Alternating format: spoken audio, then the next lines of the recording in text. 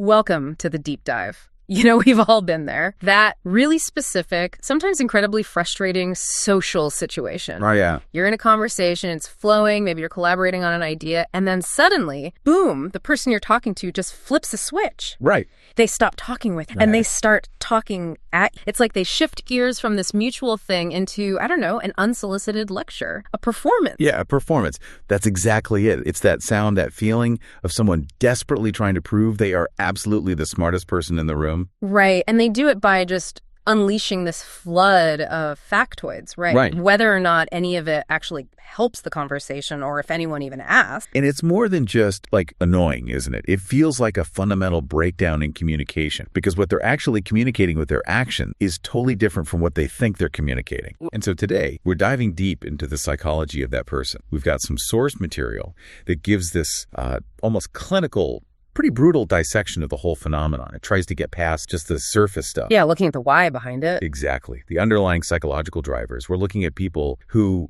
really prioritize appearing knowledgeable, the performance aspect, way above actually learning something new or applying it, or maybe most importantly, just building a genuine connection with other people. So our mission today is pretty clear. We're digging into source material that specifically defines and dissects what it calls the pseudo-intellectual midwits, very targeted term. Very specific. Yeah, and we want to understand what makes these interactions tick, or rather, what makes them so frustrating. What are their motivations? What are the specific ways they act?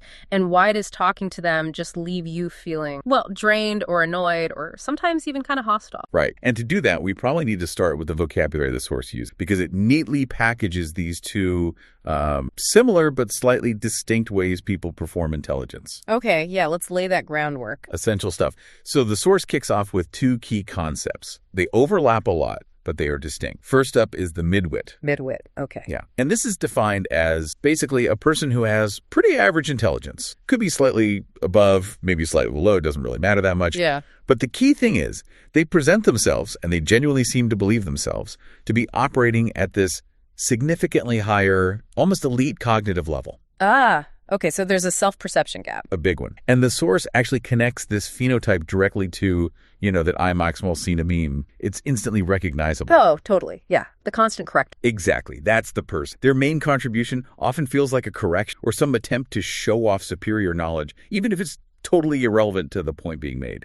Yeah. They often seem quite self-deluded about how smart they really are. Right. It's the person who just cannot let a tiny inaccuracy slide, even if it was just like a figure of speech. They have to jump in with this 30-second unsolicited seminar. That's the one. So that's the midwit. Then the second concept is the pseudo-intellectual. Okay. Now, this type is maybe a bit more deliberately deceptive. They actively feign deep, intelligent, comprehensive knowledge. How do they do that? Often by dropping really specific jargon or quoting obscure sources, Yeah. But when you push even slightly, it becomes clear they lack genuine depth. There's no real understanding or mastery there. Yeah. It's all just a brittle surface layer they've curated. So what's the key difference? Midwit is more self-deluded. Pseudo-intellectual is more config. That's a good way to put it, yeah. The source kind of implies the midwit might genuinely buy into their own hype, whereas the pseudo-intellectual is maybe closer to putting on an act, knowing it's a bit thin. But the source says there's huge overlap, right? These aren't always neatly separate boxes in real life. Absolutely massive overlap. Yeah. Yeah, the definitions are distinct, but the actual behaviors that feigned superiority, relying on shallow knowledge, the constant need to perform, you almost always see them in the same individuals. Mm-hmm. The underlying motivation seems to be the same, using intellect or the appearance of it as a tool for like social maneuvering rather than actual understanding or connection. Okay, so let's really unpack that. If we're saying this behavior is defined by faking intelligence, or at least massively obvious, the big question is why? Yeah. Why would someone do that? It seems exhausting, it pushes people away, it's just not a very effective way to interact. Our source material digs into this, and it claims the root cause is something much deeper than just, having a big ego. It's more about a lack, a deficiency. That's the primary thesis, exactly. The source argues that at the absolute core, the absolute root of the midwit or the pseudo-intellectual, you find this profound sense of extreme insecurity. Insecurity. Extreme insecurity, often coupled with some pretty strong antisocial tendencies. That's positioned as the root cause, the wellspring for all the obnoxious performative stuff we see on the surface. So the whole performance is basically a compensation strategy. Pretty much. It's a compensatory mechanism. Yeah. Designed to mask this deeply fragile sense of self-worth. They feel they have to perform because their internal value system is, well, fundamentally broken or underdeveloped. So it's a coping mechanism, like a shield they throw up against the fear of just being seen as average, which to them maybe feels like a disaster. Precisely. And this deep insecurity means that their main focus, their central mindset in basically any interaction has to be entirely self-serving performance. If you could somehow transcribe their internal monologue during a conversation, it wouldn't be about listening or synthesizing what the other person is saying. It'd just be this one question looping over and over. What is it? How can I use this moment? How can I pivot this conversation back to me so I can show everyone around how smart and knowledgeable? Wow. It is, and the source material actually describes this underlying motivation as rotten to the core, precisely because it is purely self-serving. It completely disregards the idea of communication as a two-way street or connection or mutual exchange. Its only function is boosting their own ego. And people pick up on that, don't they? Even if they can't articulate why, they sense that self-serving agenda. Absolutely. Instinctively. And that's probably why these interactions often feel so, repellent or just deeply unsatisfying. This self-serving drive also fundamentally twists their whole relationship with knowledge itself, which is a really interesting point, the source. When you look at why they learn things, the source is really clear. They do not learn stuff because it might be useful or practical for their own life, or even just for the sheer joy of understanding something new. Application, utility, they just don't care. Not the point at all. They seek knowledge for one single external performative reason to use it to impress other people. Okay. They're like intellectual magpies. Yeah. Just collecting shiny little facts they can pull out and deploy in social situations. If the knowledge can't be immediately weaponized to prove they're smarter or to get some kind of social applause, they're completely uninterested in the actual substance of it. So, if they learn some complex new skill, say coding. Yeah, they wouldn't care about using it to build something cool or useful. They'd only care about being able to tell people, oh yeah, I know that language. Got it.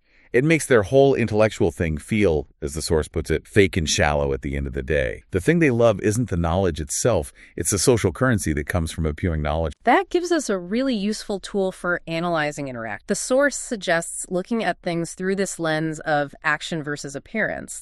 What do someone's actual actions in a conversation reveal about what they truly value, regardless of the saying? It's a crucial shift in perspective, yeah. If you apply that lens, you can often see pretty quickly whether the person values you or whether they just value their own ego performance. Can you give an example? Sure. So let's say we're talking. If I stop speaking when you start, if I, turn towards you, make eye contact, actively listen, maybe ask some genuine follow-up questions, and I actually let you finish your thought without jumping in. Okay. My actions there are sending a clear message, right? I care about you. I value what you're saying. You deserve my full attention right now. That's an action demonstrating I value the connection. But the midwit or the pseudo-intellectual sends the opposite message through their action. Exactly. If, on the other hand, I just ignore what you said, or I talk right over you, or maybe I just wait for you to take a breath so I can launch into some long, completely unrelated tangent about something I know, or I immediately steer the conversation back to my own accomplishment. My actions are basically screaming, you're not important to me right now. What I really care about isn't this connection. It's how I appear to you. Wow. The midwits'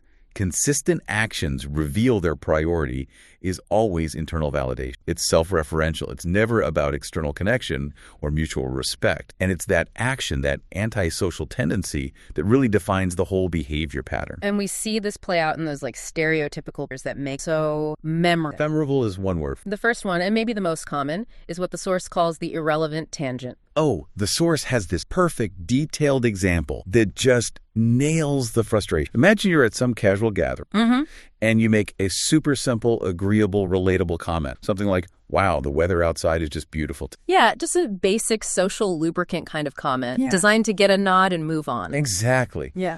But the midwit cannot let that stand. It's like a challenge. They immediately hijack it. They jump in, not to agree, but to sort of correct the implied simplicity of your observation. Wow. They might say something like, yes, it is beautiful, and that's actually because of the high-pressure system currently migrating over the region. You see, the atmospheric stability prevents vertical cloud development, which in turn allows for increased Rayleigh scattering of shorter wavelength light, primarily in the blue spectrum. Oh, my God. And they don't just stop there, do they? Never. They keep going for what feels like 5 solid minutes, launching into details about the Coriolis effect, maybe some jet stream oscillation theory, and how they recently read this fascinating, though possibly unverified, article about stratospheric circulation changes due to climate change. And the original point about the nice weather is just gone, buried. Completely buried under this avalanche of half-digested scientific jargon. The conversation is dead on arrival. And the purpose is so obvious, isn't it? It's not to actually explain why the weather is nice. Nobody needed that explained. Exactly. It's purely to demonstrate how much stuff they've read, probably like 5 minutes ago on Wikipedia or some pop sci website. The audience doesn't care about atmospheric scattering right then. The tangent serves zero conversational purpose. It's just showing off. Which ties right back to that toxic, self-serving mindset we were talking about. They're prioritizing the performance over the person every single time. And that leads right into the second, equally grating behavior, nitpicking and correction. Ugh, yes. The nitpicking. If you, just in casual conversation, make even the slightest error, maybe you mispronounce a word slightly, or there's a tiny grammatical slip, or a minor factual inaccuracy about something that isn't even your field. They pounce. Like a hawk on a mouse. They seize that opportunity. They'll jump in, often with that literal verbal tick. Actually, the correct pronunciation is X, or, well, actually, that definition only applied in the 19th century. The contemporary is Y. And the thing that makes it so infuriating is the irony, right? As the source points out, everybody else in the conversation totally understood what was meant. Perfectly. The correction adds zero clarification. It doesn't help anyone understand better. It certainly doesn't make the original speaker feel good or valued. It is purely 100% an opportunity for them to showcase their own knowledge at the expense of someone else. That's it. They get their little ego boost by making someone else feel momentarily small or incorrect. It's a power play. Absolutely. The internal monologue driving it seems terrifyingly simple. Look at me. Look how much I know. Stop talking about whatever you were talking about and pay attention to me. Admire my superior intellect. And the source adds another layer of irony. Yeah, the observation that these nitpickers often characteristically don't even understand what they're talking about beyond the specific point they're correcting. Right. They have just enough surface, that one specific date, that one tricky term to make the correction sound impressive, but ask them one follow-up question that requires actual understanding. And they often fall apart because there's no genuine functional or practical knowledge underneath that narrow, specific correction. It's all facade. So to really hammer home this idea of unsolicited, uninformed expertise, the source gives a couple of really good anecdotes. The first one perfectly captures just how much energy gets wasted in performing for an audience yourself. Yeah, that story about the freelance video editor really paints a picture. So the editor is just chatting with someone, maybe at a party, right? Gets asked what they do, explains they're a professional freelance editor. Okay. And the acquaintance, who it turns out has zero experience in video editing, zero experience in freelance work, zero experience with digital marketplaces, immediately jumps in with very definitive, unsolicited advice. Oh boy, here we go. Exactly. The advisor launches into this whole thing, saying stuff like, oh, you shouldn't be out there looking for clients. That's the old way. You need to get on Fiverr right now. I heard people make tons of money on there instantly. Just let the business come to you. That's the smart move. And the tone is probably super condescending, right? Like the professional editor is just clueless about this obvious secret. Completely. Yeah. So the editor, who's actually, lived this industry for years, politely tries to explain why it's maybe not quite that simple. They mention they've looked into platforms like Fiverr, and they talk about the insane volume of super low-cost competition, the race to the bottom pricing, how hard it is to actually establish a decent rate there. But the advisor won't have it. No, keeps interrupting. No, trust me on this. I've seen articles. I know how the gig economy works. Doubling down. So it becomes this painful back and forth. Until the video editor finally just asks the key question. Hang on, have you actually ever done any video editing yourself? Or taking commission? Affirm no. Then the follow-up. Okay, have you ever actually done any work on Fiverr or Upwork or any of those platforms? Let me guess. Again, no, but quickly followed by, but I've heard people do really well on it. Ah, there it is. The moment of realization. Exactly. The advisor had zero practical experience, zero functional knowledge, zero skin in the game. But they just spent, 10 minutes dispensing advice they genuinely seemed to believe was superior to the actual professional's lived experience. And the editor realized the advisor wasn't actually trying to help. Not at all. The pseudo-intellectual's only goal in that whole exchange, the source concludes, was pure self-gratification. They just wanted to hear the editor say, wow, you're right. That's brilliant. I'll get on Fiverr immediately because you were so incredibly smart. That confirmation, that agreement, would have given the advisor the ego hit they were craving. So the conversation wasn't about the editor's career or the market realities or anything useful. It was 100% about validating the advisor's own sense of intellectual superiority. Totally so. Now, contrast that really frustrating story with the second anecdote the source shared. This one perfectly shows the value of just asking questions instead of jumping in with advice. Okay, This was an interaction with a college student. She was pursuing a degree the source kind of jokingly calls philtography-like, a mix of philosophy and photography. Interesting combo. Yeah. And apparently, as anyone in a creative field knows, you constantly get the same unsolicited advice, right? Oh, yeah. You should shoot weddings. You'll make bank. That's the one. The default lecture that non-experts feel compelled to give. Yeah. But in this case, the source narrator didn't do that. They stopped. And they just said something like, hey, I'm genuinely curious. You clearly think about this stuff. Why are you leaning towards working for, like, a corporation or an established studio instead of going the freelance route everyone always pushes? So just an open-ended, curious question, not advice. Exactly. And the result, immediate and totally different. The student apparently instantly lit up. Really? Yeah. She went into this incredibly detailed, nuanced discussion about the pros and cons. Talked about the financial instability and high burnout rate of freelancing, the massive admin overhead nobody thinks about, versus the benefits of maybe having a stable corporate gig, health insurance, being able to focus purely on the creative work within a structure. She was engaging deeply, she was informed, because she was asked a genuine question about her area of expertise, not lectured about it by someone outside the field. That's such a powerful insight. It really isn't the non-expert's place to give unsolicited advice, especially when the other person lives that subject every day. They are the expert in the room. Right. The only truly valuable and non-performative thing to do in that situation is just ask questions, show genuine curiosity, defer to their knowledge. But instead, so often, people default to performing, trying to paint themselves as the intellectual, rather than actually trying to understand or offer real help. Which brings us right back to the root cause, doesn't it? Why do they feel this intense, almost desperate need to perform in the first? The source connects it straight back to that fragile self. It argues that the conviction, I'm smart, I'm educated, is basically a psychological cop, a compensation strategy. Yeah, a direct response to maybe a whole list of underlying negative feelings they have about themselves. Deep down, they might be wrestling with insecurities like, maybe I don't look good, or maybe I smell weird, or maybe I'm just fundamentally unlikable. Maybe I have no real social skills. So the performance is the antidote. It's the attempted antidote. Okay, maybe all those other things are true, but if I can just go on this long, impressive-sounding monologue about atmospheric pressure, maybe people will compliment me. Maybe they'll tell me how smart I am, right? The performance of intelligence becomes the psychological glue trying to hold together a really low or negative sense of self-worth. And this is where the analysis gets a bit philosophical, because the source argues this whole fixation comes from a fundamentally unhealthy value, where people place this incredibly high pride, base their entire self-esteem on being intelligent. Right. And the core argument against doing that is the idea that intelligence is, in the source's provocative phrasing, an unearned virtue. Unearned virtue. What is that? It's a strong phrase, but the source unpacks it. Basically, you didn't do anything,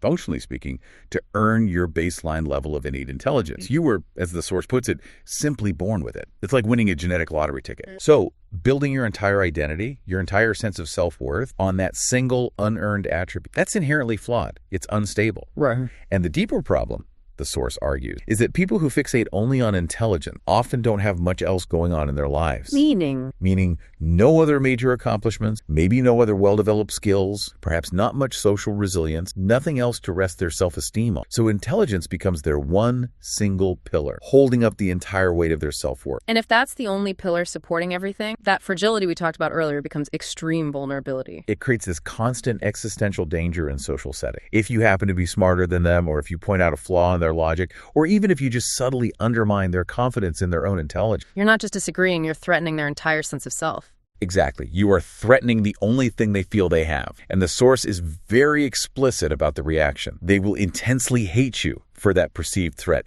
They see it as an attack on their very existence, because without that feeling of intellectual superiority, they feel like they have absolutely nothing left. Wow. That explains a lot about those really hostile reactions you sometimes get. It does. And it's why the source gives this very strong, very pragmatic warning. If you want to avoid generating immediate and severe antagonism from this type of person, never directly undermine their intelligence or explicitly point out how they are wrong, even if they are. So if basing your whole self-esteem on intelligence, this unearned virtue, is so unstable and makes you defensive, what's the alternative? The source must offer a solution. It does. The solution, according to the source, is pretty straightforward conceptually. Move away from relying on that single pillar. Build a more stable, more diversified foundation for your self-worth. Exactly. Have multiple pillars. If you only rely on I'm smart, you are forever vulnerable to anyone perceived as smarter, which leads to constant insecurity and that compulsive need to perform and prove yourself. This multi-pillar framework is what separates the perpetually insecure performer from someone who's more socially resilient. Now, source uses a very vivid, and I should say controversial comparison here to illustrate this point about having multiple sources of worth versus just the one. Yes, it does. And we need to be really clear here. We're relaying the source's specific terminology to explain the concept it's trying to convey. The source uses the term happy, lovable retard. Okay. To describe an individual who, while maybe not ranking high on the academic intelligence scale, is psychologically stable and socially well-adjusted because they have other robust pillars supporting their self-worth. Again, focusing purely on the principle the source is illustrating with this stark language. Right. The principle being that this person isn't solely reliant on perceived intellect. Exactly. This individual, the one with multiple pillars, can draw on other quality, maybe things they've earned or cultivated. They might think, okay, I might not be a genius, but hey, I'm reasonably charismatic, or I make people laugh, or I'm generally likable, I'm competent at my job, I take good care of my appearance. They have a diversified portfolio of self-worth. That's a great way to put it, a diversified portfolio. And the consequence of having that diversification is profound when it comes to social interaction. How so? This multi-pillar person isn't constantly feeling combative or insecure when they're around people who are objectively smarter than them. In fact, the source claims they will often love them. Really? Why? Because they genuinely appreciate interacting with knowledgeable people. They don't see the smarter person as an existential threat to their entire identity because their identity isn't solely based on being the smartest one in the room. That is the core piece of advice then, the liberating idea the source offers. It's encapsulated in that mantra. Stop performing for an ego boost. Stop pouring all your energy into feeling intelligent, because that's self-defeating. It's based on an unstable, unearned virtue. Instead, focus on what you can actually earn: competence, skill, relationships, kindness, effort. And this shift from focusing on unearned intelligence to focusing on earned competence and value leads us straight into what the source calls the truth. Oh yes, the truth nuke. It's the ultimate conclusion that basically pulls the rug out from under the entire premise of performative intelligence. This part of the source material is deliberately harsh. It's meant to shock the reader or listener into a new reality, but it's incredibly liberating once you internalize it. Okay, hit us with it. What's the brutal reality check? The harsh truth, the truth nuke, is devastatingly simple. People do not care how you appear to them. Nobody is remotely concerned with how you talk about yourself, how you frame yourself, especially when it's clear you're just doing it for self-promotion or to impress them. They just don't care about your performance. And the really deflating part. Nobody's actually paying genuine attention when you launch into those long, unsolicited monologues. They just aren't. People tune it out. They start daydreaming. They discreetly check their watches or phones. They mentally plan their escape route from the conversation. So all that energy spent crafting the perfect intellect. Completely waste. Because the cold, hard truth, according to the source, is simply nobody cares about you, in the sense that nobody is fixated on your internal status needs or your ego performance. Okay.